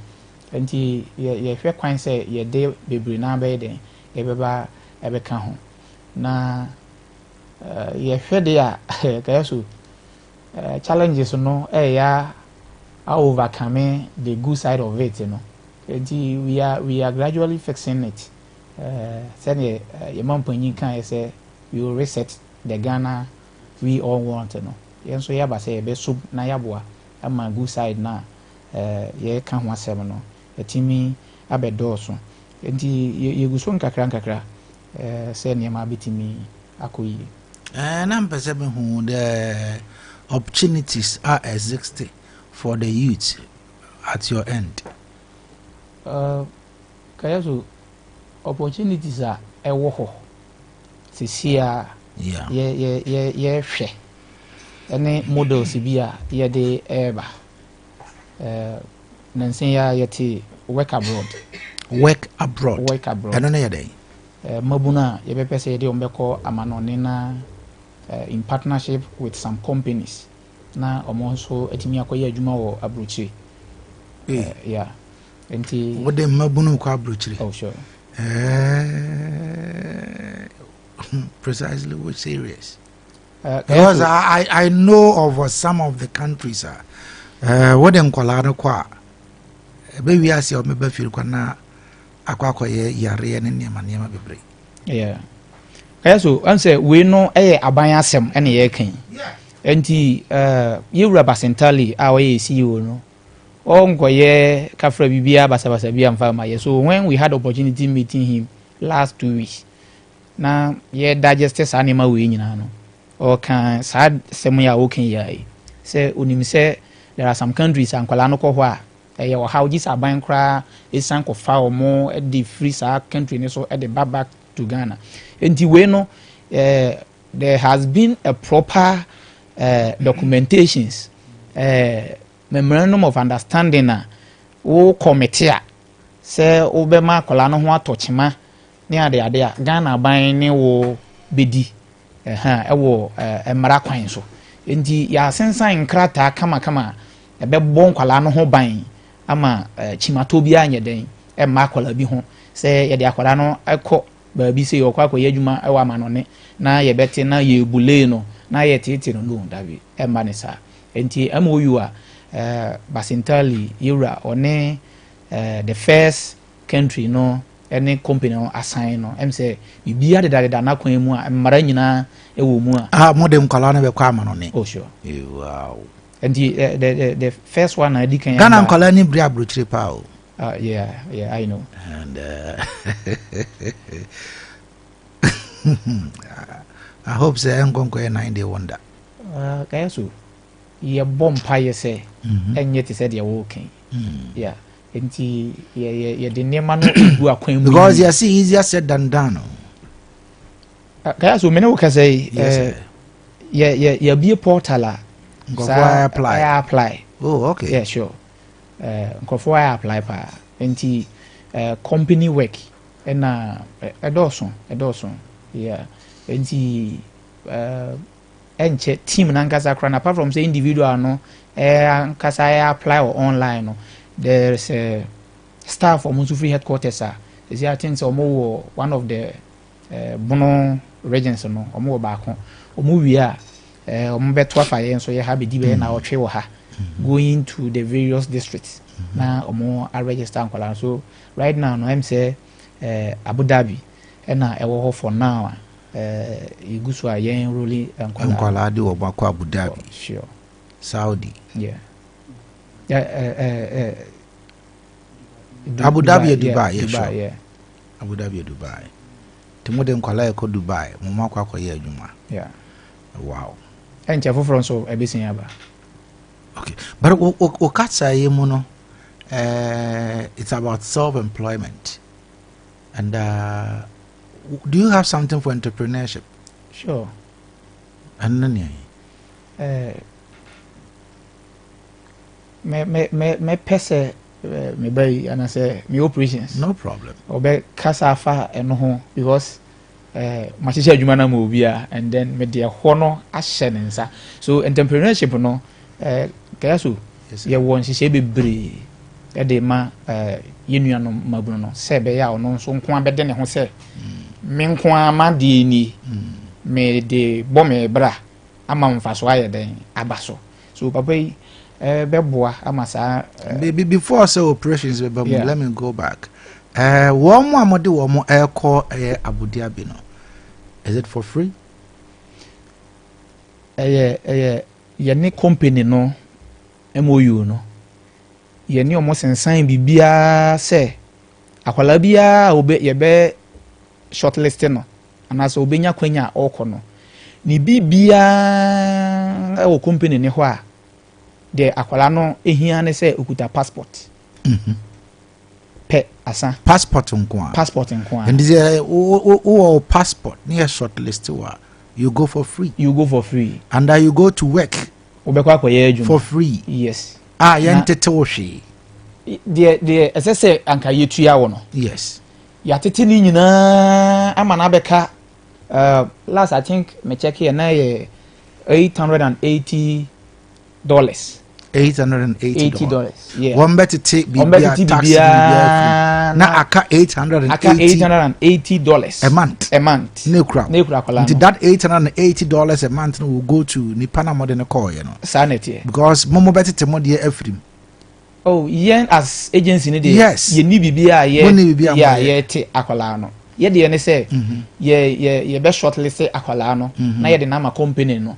Na company no na adili. Ye de the second aspect of it and say you have the nibedi achire abakwara ne ho ban se ne be ya akwara no chimato bi anya den e ma ne ho wa control na we den okono so ye wo sa work abroad no ye wo omo team wo ho a omo be ye monitoring akwa hwese nkwala no ne ma koyi se na de no eko te se wo asakwara no kora no ye bebisa wo nsem wo ba ye no wasetinu mu te se ne ade so yeah operations now maybe sir Mr. Eford about Munchisha and your mom for entrepreneurship and awesome so talk to me. Yo medase kayaso with the mefa kwenye match here me papa OTMCC Mr. Minta ewawaso na entrepreneurship no ya started your church will propose as baby CCR no we want to bring on board the youth Liberty FM Agric say make us say youth in Agrica CCR no kamia say ye mabun baby any air free kuya so na emfaso so also baby and then ye can say kuya ya na baby adwuna kwa kwesi afuma adwuma eso and so CCR no Agri goes beyond that. Of course, we will tertiary friend agribusiness, and agribusiness. The bachelor say, and yet purely agriculture. Say bia what the one who are doing physical strength. Ne kwa koye juma wa form to say they na tetene yehuno. Now we have a lot of post-harvest processes. Aba agri kumasi ama agri na ya kono. Na sisi anso ama adwuma bebre enso ayeden abam se meka se post harvest whatever processes that happen after say you harvest in Dubai no say via conservation preservation active control processing marketing anyway enti ye de nyina ba BECHEM ama agribusiness enti no entrepreneurship no ya create business proposal bia ye ba be agric ne kese to say maize production, cassava production, any other staple crops and I think so vegetables anyway. I have been on a large scale. Farming in general. Farming in general. Enti eno yahye egu apon so I be present ama ye di kan push bi kra. And then and also bring it together a lot of youth into this setup. And I know one aspect of entrepreneurship. We are equip omo. Ama the whatever support ani paninzo here no. Ono so obetimi akọ ofri ye na ase kwa ono so betimi akọ start something on its own. Na onzo etimi aye aboa no ho. Na sebio anko yese da bia na ma na ma obese ose ma kakra anaye kakra ono so obey something on its own for himself. Okay. Meze for no mensan emra ho na nia mwabobo so makeka kekan nyina no. Someone will ask say ebia why more ebia measures be yabano say mo success ne sa ne manema no se ne be ya yebitimi aka so youth we ne nema o ye dance to monitor and measure sa nema no nkwala no kayazu pam se adwuma na nkasa no unya ewrum na wo start here na ideas bebre eba enti ye ba no even though na yemu binum ho a yenya kwanya na ebinum aye adwuma kakrada but ye bewrum nso no experiences no yenya no bebre enti niema gu akwan so te se de wo ka no ye hwe kwan se de ye bia no ebeso abapa enti ye nja no mitwi no enhyedamba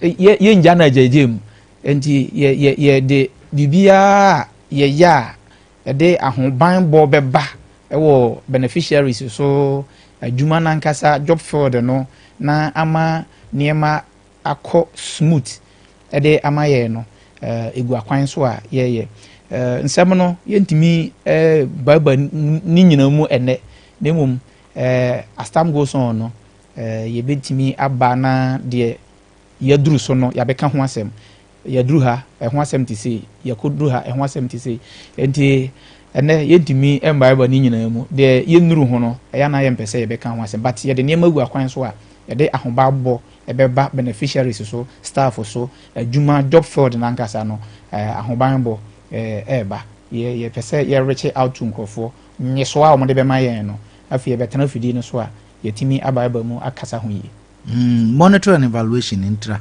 and am me visa questions we mu nyina so hono na nsem de nyina wo enti na me pese me ko ne bebre no because eba no monitoring and evaluation na enye bete adenti enye bete so many kan nsem bebre monitoring na nkasa no akande na kura ye de call monitoring no eni ho what you say but say ye den ye ko enti madikan me kasa na me kan say ye kongrofo bi no manan so nye so amode be maye no afi me ba betena ha na say me ba ba mu a na mahu say me ba ba na me kan ni yi what you say so that no we standing no ba bia ye duru bia no ana say de hye yensa bia no say akande ye ho say akande ni ho say ye ko enti monitoring and evaluation you so nemum ne den monitoring and evaluation send ya wusi ka say a challenge no your hope as a leader sometimes no a bit jerky amount is kaso mi ye nipa bi a me kan say me kan say me ya ade we ya say eye den say enye den enhyada ha me eno an say me ye den me ya koduru ba bi na kaso say me ba wo ho na me je mo afiri wo a me ba wo abeje sa mo na ye den afiri wo ho ama won so waso mu ama ya den ye pagya so me mfa nhye metimu say ade ye den mi ntimi nye so me ko school nyina no mantana question ho anka say ade na ye den mi ntimi ntworo no den wanye den that is the question ye de ato manima say me answer enti say ye den say nye den me mfa ne den no nye den enhye madwen mu me de me wo a me de boa ye bia no me de beboa ne mo me duru ba bi na se me ko ho me ko bi ho na me bo na mane se me ye ade wei anyway e mo maduru ba bi sei me hu ne se me ba ho na ma me moa e betimi ama ma komani ma chensa I will come to you. Data and feedback dia boa ema programs and services economy. How do you use that? So do you have even the data?